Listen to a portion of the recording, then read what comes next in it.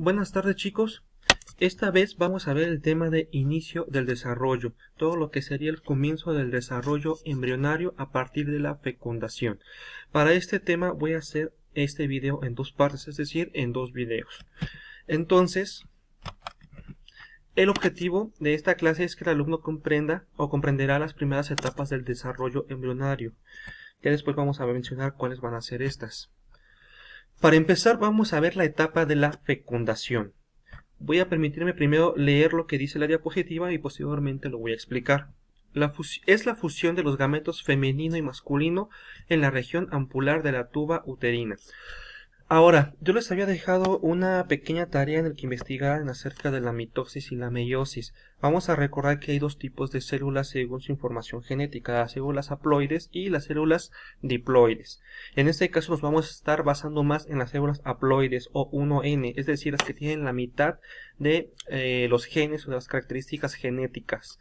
Esto es porque recordemos que nosotros como humanos tenemos reproducción sexual, es decir, que la mitad de la información genética viene del padre con el espermatozoide y la mitad de la información genética viene de la madre con los óvulos. Una vez que estas dos células se unen, se lleva a cabo la fecundación. Solo como manera para recordar esto, el espermatozoide y el óvulo son resultado precisamente de una meiosis. Es decir, que se van a estar dividiendo las células hasta el punto en el que nada más tenemos la mitad de la información genética, precisamente para que se complementen una con la otra. Ahora, a este punto, como había mencionado, se le llama fecundación. Aquí estamos viendo las trompas de falopio, que precisamente es donde se va a llevar a cabo dicha fecundación. Posteriormente, con las demás etapas que vamos a ver poco a poco, van a llegar al útero, a donde donde van a terminar para poder formar al producto.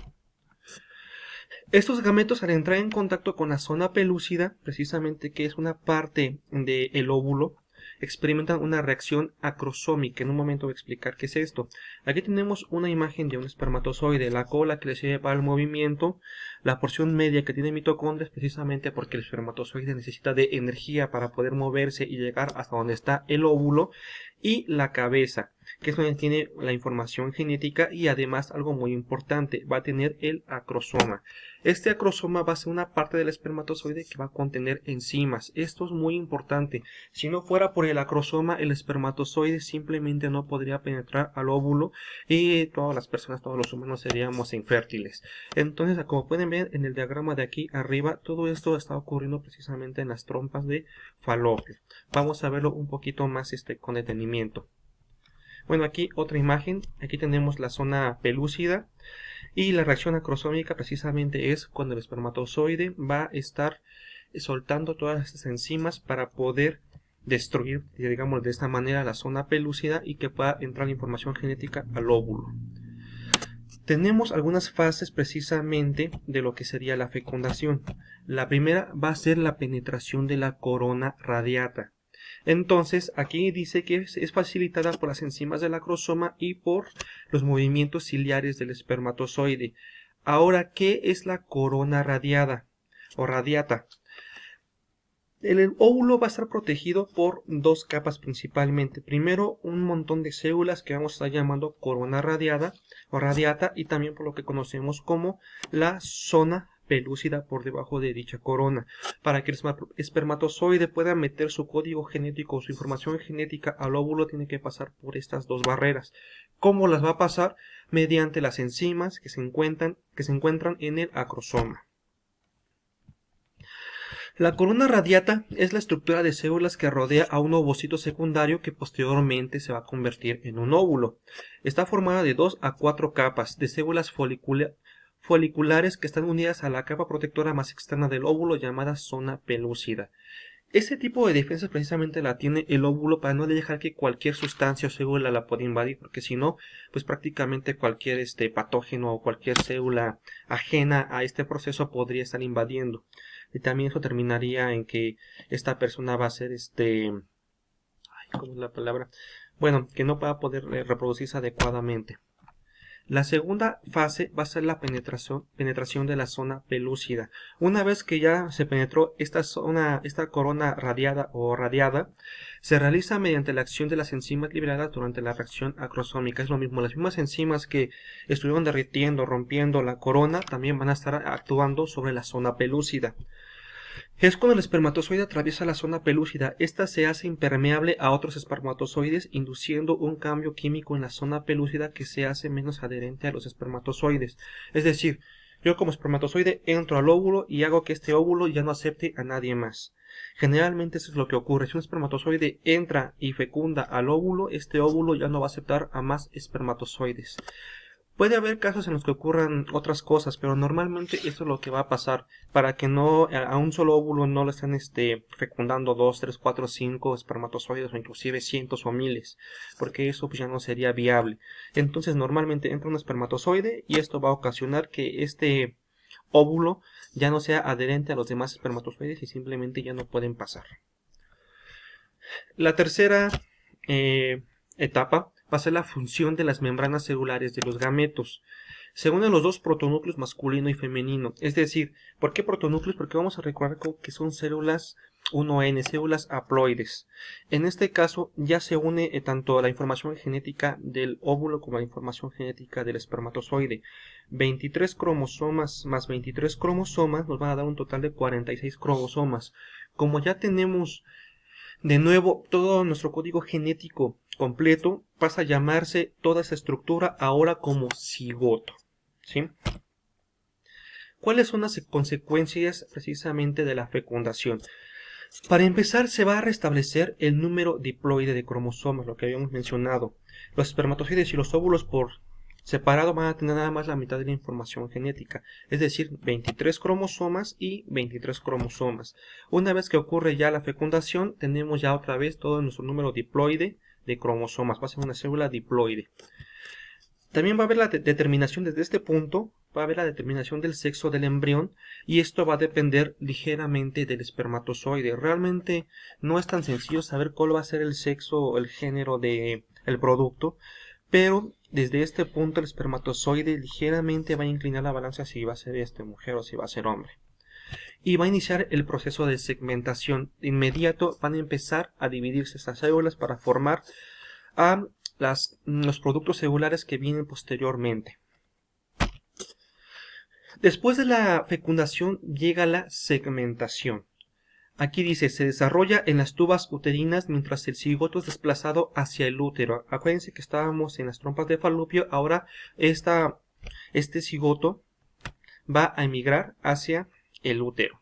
Se trata de una serie de divisiones celulares asincrónicas, es decir, se van a empezar a dividir poco a poco, más bien muy rápidamente, pero es decir, una a la vez. Y dice que es asincrónico porque eso realmente no lleva un patrón, simplemente se va a dividir mientras se pueda. Aquí en la imagen de acá abajo prácticamente ya estoy resumiendo o se está resumiendo todo lo que vamos a ver a continuación. Tenemos el cigoto, posteriormente van a aparecer dos blastómeros.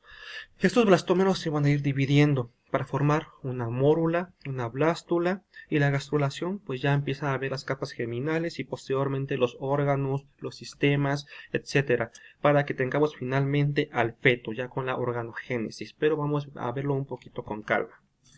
Bueno, otra vez para no perdernos, aquí tenemos otro diagrama. Aquí están las trompas de Falopio, también llamadas en esta sección las tubas uterinas. De aquí el cigoto va a moverse hacia el útero. Mientras se mueve hacia el útero es cuando va a ocurrir la segmentación. Las divisiones celulares dan paso a los blastómeros, lo que había comentado, que son células o son grupos de células pluripotenciales. Es decir, que estos blastómeros prácticamente se van a poder diferenciar, se van a poder especializar en cualquier otro tipo de célula, ya sea una célula de hueso, de músculo, nerviosa, etcétera, hasta este punto. Posteriormente se lleva a cabo la compactación, que ocurre al formarse la mórula. Bueno, ahorita lo estoy adelantando un poquito, que es cuando ya tenemos 8 células u 8 blastómeros.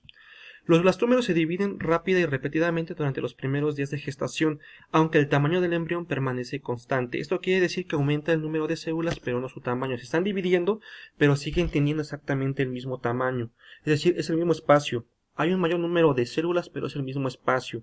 Por eso se llama compactación, porque realmente esas células, cada vez que se dividen, se están compactando cada vez más. Cuando tenemos ya suficientes blastómeros, que son esas células que se están dividiendo, se va a formar la mórula, que eso es aproximadamente cuando tenemos 8 células aproximadamente. Pasando 4 días, el huevo fecundado tiene más de 32 blastómeros, recibiendo a partir de ese momento ya formalmente el nombre de mórula. Es decir, ya cuando tenemos 32 células, ya tenemos ya un grupo celular ya bastante definido. Posteriormente se produce la blastulación.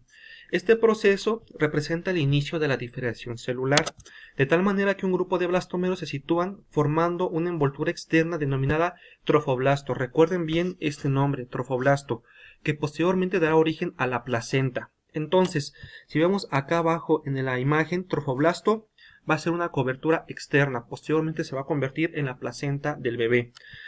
Mientras que otros se agrupan constituyendo la masa celular interna o embrioblasto. Aquí está, en esta imagen. El embrioblasto como tal va a dar origen al embrión. Aparte tenemos un pequeño hueco, una área que se va a estar llenando después de algunos líquidos y eso se va a llamar blastocele, pero ya eso lo veremos posteriormente. La mórula, ya cuando llegó al útero 4 días aproximadamente después de la fecundación, va a ingresar líquido proveniente de la secreción de las glándulas endometriales. Vamos a recordar que para este proceso tiene que haber una serie de glándulas que están procesando, produciendo ciertas sustancias precisamente para que se lleve a cabo esta fecundación exitosa. De no ser así, pues simplemente este agregado de células pues se va a perder. ¿Qué es lo que ocurre, por ejemplo, con la menstruación, cuando se pierde ese tipo de tejidos? Recuerden ustedes que la menstruación no es sacar sangre, es cuando se pierde todo este tejido que no se ocupó para formar a un embrión, a un bebé, formando la cavidad central. Bueno, aquí es donde se forma el blastocito.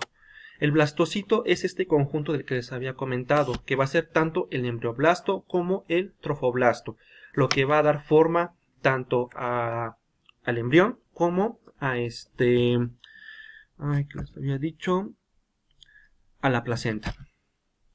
Muy bien, por cuestiones de tiempo hasta aquí voy a dejar este video. En el segundo video que voy a subir junto a este, vamos a comenzar con implantación. Entonces los veo en el siguiente video.